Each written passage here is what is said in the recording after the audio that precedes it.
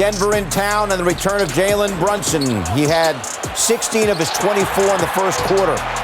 Denver has back-to-back MVP, Nikola Jokic, trying to make it 3 MVPs in a row. He had 20 points. It was tight down the stretch.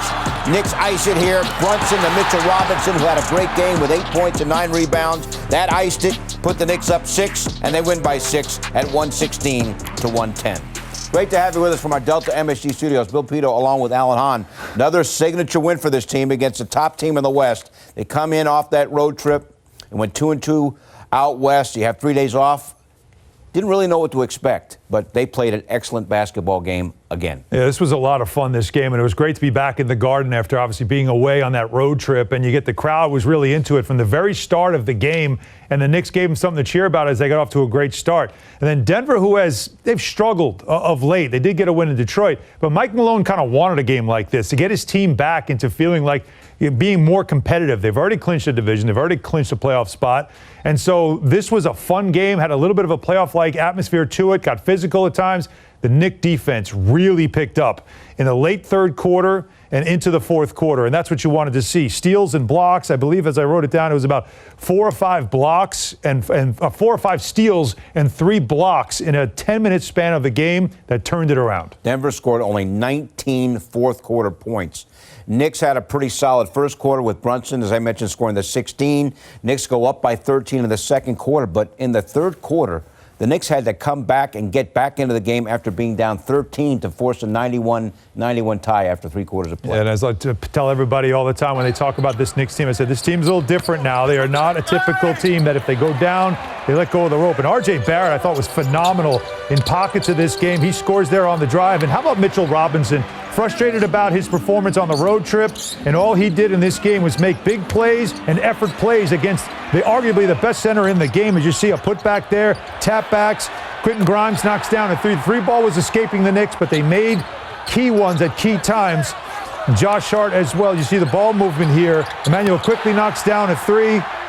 And the Knicks were just clawing their way back. Defensively, certainly as well, but we're showing you the offense. Hart knocks that down, and now we're tied at 88. And so for the Knicks, it was a matter of just staying with it and attacking. And oh, by the way, we're also showing you that this is a big part of a bench effort that we are getting used to now with Josh Hart and company. And now with Brunson back, Emmanuel quickly joining that group as well. The Knicks bench has proven ever since the trade, has proven to be one of the toughest benches in the league. And boy, when they get into the postseason, Bill, in a series, that's going to be an asset for this group. Since they got Josh Hart, the Knicks are 12-3. That's probably his best stat of the year. 13 points, 8 rebounds, 5 assists, 3 steals off the bench. Phenomenal. Yeah. Isaiah Hartenstein played great. Right. Again. And Emmanuel quickly didn't shoot well, but also had 10 points. Right, but he still contributed. And as I said, the shots that were made, the 3-point shot was still not there for the Knicks today. It was a stat to watch. It's still an issue. But when they needed big threes, they knocked them down. All right, so 91 all after 3, and the Knicks were able to win the fourth quarter.